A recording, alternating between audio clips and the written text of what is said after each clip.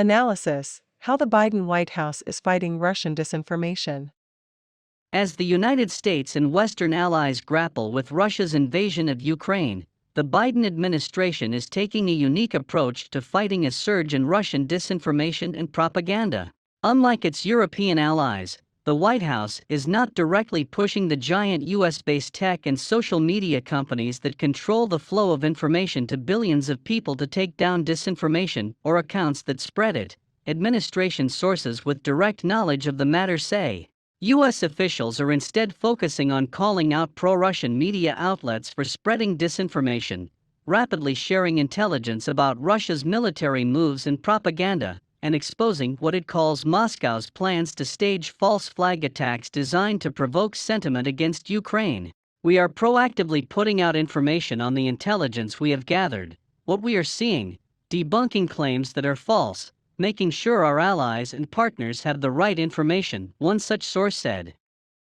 The idea is to counter Russia's narratives and make people understand that things being pushed to them is disinformation. That is an extension of a strategy of releasing to the public U.S. intelligence information about the Russian military buildup near Ukraine before the invasion, preempting what the Russians were doing and pointing things out and being bold in the way the administration revealed intelligence was very valuable, said Brian Murphy, former head of the Department of Homeland Security's Intelligence Branch, and now Vice President for Strategic Operations at Logically, a firm that offers services to reduce the spread of disinformation. A White House National Security Council (NSC) spokesperson said the administration is extremely careful with what it declassifies, but there is value to the public in exposing disinformation operations. Tech platforms like Alphabet's Google.o, YouTube, Twitter, TWTR.n, and Facebook, FB.o, have become virtual battlegrounds during the Russian invasion, as Kremlin-backed media publish information that often contradicts reporting from fact-based news outlets on the ground in Ukraine. Facebook owner Meta has blocked Russian state media outlets from users' feeds in Europe, under pressure from EU officials. Twitter and other social media are being restricted in Russia, and the tech companies face further punitive measures there. Several tech giants are also restricting Russian state media from making profits from ads on their platforms, and Meta is demoting posts from Kremlin-related outlets. The Biden administration has identified outlets that are publishing information it believes to be Russian propaganda through accounts with millions of followers, but has not pressured tech companies to block or remove them. For example, conservative financial news website Zero Hedge was named last month by U.S. intelligence as one such vehicle. The outlet is still tweeting information to over 1 million followers. The account doesn't violate Twitter's rules of service, the tech company says, and the White House is not pushing for a ban, sources say. That would raise questions about American press freedom, free speech issues, and could start a fight with the tech giants that the administration does not want.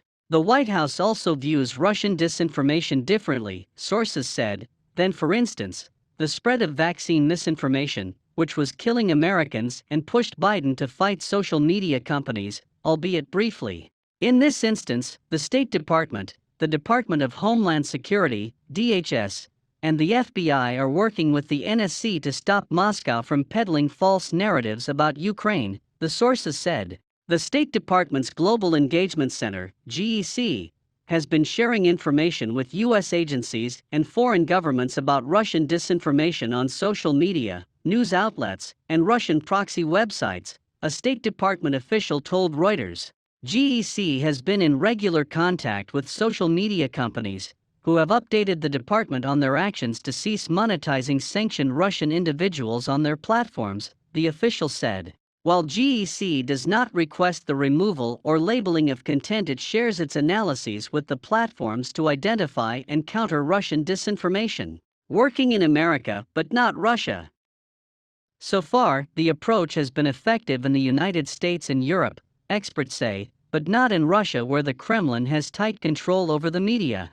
Russian propaganda did not quite take off inside the United States in this instance, because of some of the work the Biden administration has been doing, said Larissa Doroshenko, a researcher at Northeastern University.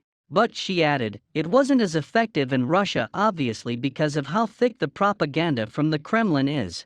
The situation highlights the asymmetric battle democratic governments face against autocracies in information wars. Beijing and the Kremlin regularly demand local news and social media companies censor information they consider critical of the government, or that runs contrary to the official point of view. Last month, the United States alleged Russia has been preparing to fabricate a pretext for an invasion of Ukraine by creating a very graphic propaganda video that would depict a fake attack by Ukraine against Russia. That video has not surfaced because U.S. officials believe they preempted it. The Kremlin and pro-Moscow news outlets have accused Kiev on television and social media of carrying out bombings and other non-existent attacks, and warned of an alleged attempt by Ukrainian saboteurs to blow up a chemical storage facility in eastern Ukraine.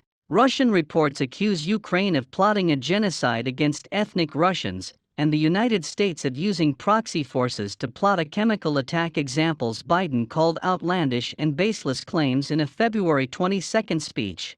The proactive U.S. moves represent an advance from 2016, when officials in the Obama administration, some of whom now work for Biden, and U.S. intelligence agencies failed to identify and stop Russia from launching a disinformation campaign and interfering with the U.S. elections.